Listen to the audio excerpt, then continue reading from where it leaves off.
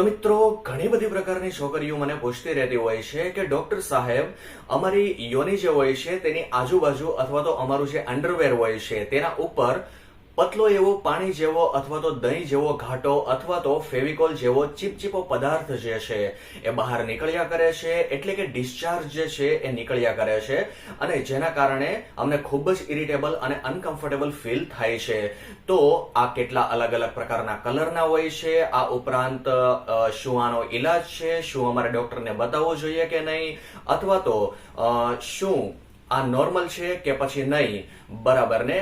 તો આ બધા પ્રકારના સવાલ જે છે એ છોકરીઓને થતા રહેતા હોય છે અને ઓબ્વિયસલી આનો જવાબ જે છે હું આ વિડીયોની અંદર આપવાનો છું. તો પછી મિત્રો વિડીયો જે છે એને આખે આખો જોજો અને જો વિડીયો પસંદ આવે તો એક સારી એવી લાઈક કરી દો, એક સારી એવી કોમેન્ટ કરી દો અને હજી સુધી તમે આ ચેનલને સબસ્ક્રાઇબ નથી કરી તો પછી વાટ શેની જોવો છો?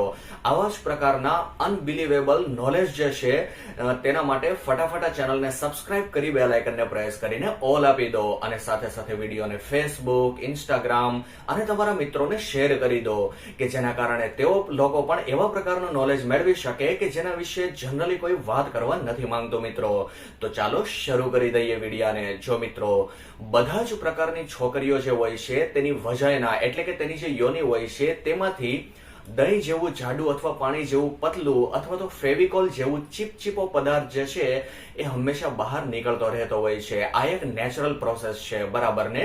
અમુક લોકોને માસિક આવ્યા પહેલા આવી વસ્તુ નીકળતી હોય છે, અમુક લોકોને માસિક પૂરા થઈ ગયા પછી પણ આવો પદાર્થ જે છે એ નીકળતો રહેતો હોય છે. પરંતુ ઘણી બધી પ્રકારની છોકરીઓ જે છે એ આ પદાર્થ જે નીકળે છે તેનાથી બચવા માટે પેન્ટી લાઇનર્સ જે છે એ પણ પહેરતી હોય છે. પેન્ટી લાઇનર્સ એટલે તમે સ્ક્રીન ઉપર જોઈ શકો છો આવા પ્રકારની એક પટ્ટી આવે છે એકદમ બ્રોડ. તો તે જે છે એ યોનીની આગળ જે છે એ મૂકી રાખવામાં આવે છે. તો જેના કારણે જ્યારે પણ આવા પ્રકારનો નેચરલી પદાર્થ બહાર નીકળે છે તો તે પેન્ટી લાઇનર્સ તેને સારી રીતે શોષી લે છે કે જેના કારણે પછી એને અનકમ્ફર્ટેબલ કે ઇરિટેબલ ડેઇલી લાઈફમાં કામ કરતી વખતે અથવા તો ઘરના કામ કરતી વખતે તેને ફીલ નથી થતું. તો આ મેડિકલમાં મળે છે, તમે સારી રીતે ઇઝીલી તમે લઈ શકો છો, બરાબર ને? મેડિકલ વાળા પાસેથી. આ ઉપરાંત આપણે વાત કરીએ મિત્રો કે ઘણા બધા લોકો મને એવો સવાલ પૂછતા હોય છે કે ડોક્ટર સાહેબ શું આ પદાર્થ બહાર નીકળે છે તો પછી એ આપણને સેક્સ કરવાની ઈચ્છા થાય છે તેના કારણે બહાર નીકળે છે?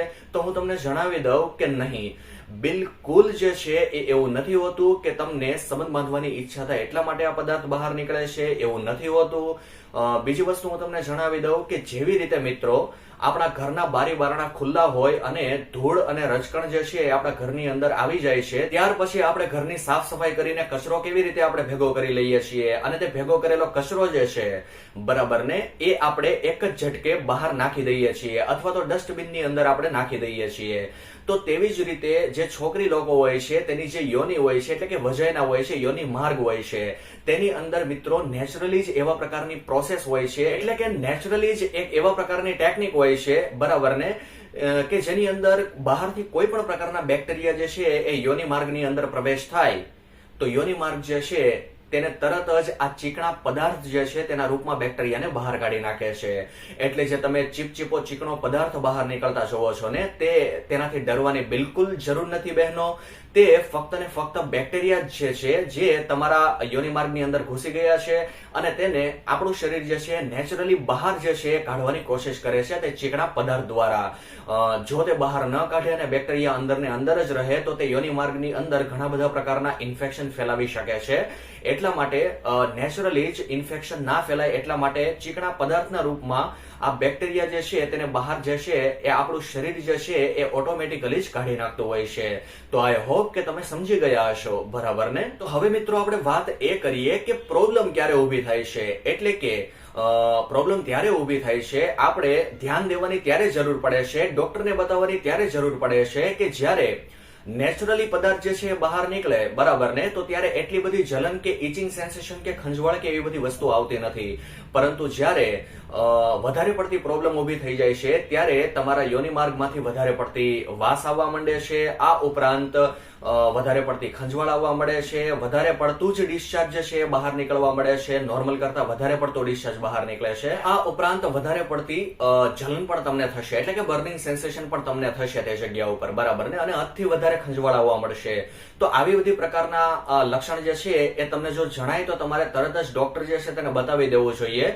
કારણ કે તેની અંદર જે સ્મેલની મેં વાત કરી, એટલે કે જે વાસ આવે છે તે તમે મચ્છી બજારની અંદર ગયા હોય ને તો સડેલી માછલીની કેવી રીતે વાસ આવે છે તેવી ભયાનક વાસ આવવા મળશે. તો ઓબ્વિયસલી છે આવા પ્રકારની વાસ આવે તો તે નેચરલી તો ના હોઈ શકે ને. આપણને ખબર ઓટોમેટિકલી પડી જવી જોઈએ કે કંઈક તો પ્રોબ્લેમ છે જેના કારણે એટલી ખરાબ વાસ આવે છે. તો પછી તમારે ડોક્ટરને કન્સલ્ટ કરી લેવું જોઈએ. અને અમુક મહિનાનો કોર્સ આવે છે એ તમારે લાંબો ચલાવવો પડી શકે છે, અને આયુર્વેદિક મેડિસિન પણ અવેલેબલ છે આ બધી વસ્તુઓના સોલ્યુશન માટે. તો તમે તે કોર્સ જે છે ડોક્ટર જે છે તેને બતાવી તેને કન્સલ્ટ કરી અને લઈ શકો છો અને આ બધી વસ્તુઓમાંથી આઝાદી મેળવી શકો છો. આ ઉપરાંત આપણે વાત કરીએ કે ઘણા બધા પ્રકારની સિચ્યુએશન એવી હોય છે કે જેની અંદર ડિસ્ચાર્જ તો આવે છે પણ તે દહીં જેવું એકદમ ઘાટું વ્હાઇટ કલરનું હોય છે અને તેમાં જબરદસ્ત ઇચિંગ સેન્સેશન આવે છે, બરાબર ને. તો આને લ્યુકોરિયા તરીકે ઓળખવામાં આવે છે. તો આ એક પ્રકારનું બેક્ટેરિયલ ઇન્ફેક્શન છે.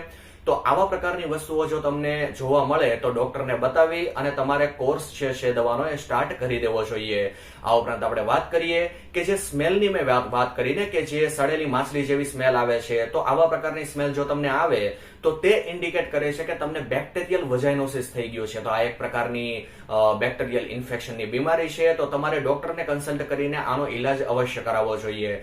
આ ઉપરાંત આપણે વાત કરીએ કે ડિસ્ચાર્જ જે છે એ ફક્ત ને ફક્ત તમને એવું લાગતું હશે કે સફેદ કલરનું હશે, ફેવિકોલ જેવું અથવા દહીં જેવું, તો એવું નથી. તે ગ્રીન કલરનું, યલો કલરનું, બ્લુ કલરનું, ઓરેન્જ કલરનું, આવા અલગ અલગ પ્રકારના કલર જે છે તેનો પણ ડિસ્ચાર્જ આવી શકે છે મિત્રો. તો હું તમને જણાવી દઉં કે જે નોર્મલ ડિસ્ચાર્જ હોય ને નેચરલી, કે જેના માટે આપણે ડોક્ટરને બતાવવાની જરૂર નથી પડતી, તે એકદમ ગ્રે કલરથી માંડીને અને વ્હાઇટિશ કલરનો હોય છે. અથવા તો તમારે માસિકનો પીરિયડ જે છે એ નજીક આવવાનો થાય તો ત્યારે થોડું ઘણું બ્લડ જે છે તેની અંદર મિક્સ થતું હોય છે અને તેની સાથે તે ડિસ્ચાર્જ બહાર નીકળતો હોવાને કારણે તે બ્રાઉનિશ કલરનું થઈ શકે છે, બરાબર ને. પરંતુ તેનાથી આગળ કલર નથી જતો. જો તેનાથી આગળ કલરનું તમને ડિસ્ચાર્જ જોવા મળે, મેં તમને કલર કીધા એ બધા પ્રકારના, તો તમારે સમજવાનું કે કંઈક પ્રોબ્લેમ છે અને તમારે ડોક્ટરને કન્સલ્ટ કરી લેવો જોઈએ. તો મિત્રો, કેવો લાગ્યો આપણો વિડીયો? જો તમને આ વિડીયોમાંથી એવું લાગ્યું હોય કે થોડી પણ મને માહિતી અથવા તો ઇન્ફોર્મેશન જાણવા મળી છે, કંઈક એવું સારું નોલેજ મને મળ્યું છે, તો પછી ફટાફટ ચેનલને સબસ્ક્રાઇબ કરી દો, એક સારી એવી લાઈક અને સારી એવી કોમેન્ટ કરી દો અને વિડીયોને શેર કરી દો. તો ચાલો મિત્રો, મળીએ કોઈ બીજા એક સરસ વિડીયોની અંદર. ત્યાં સુધી ધન્યવાદ.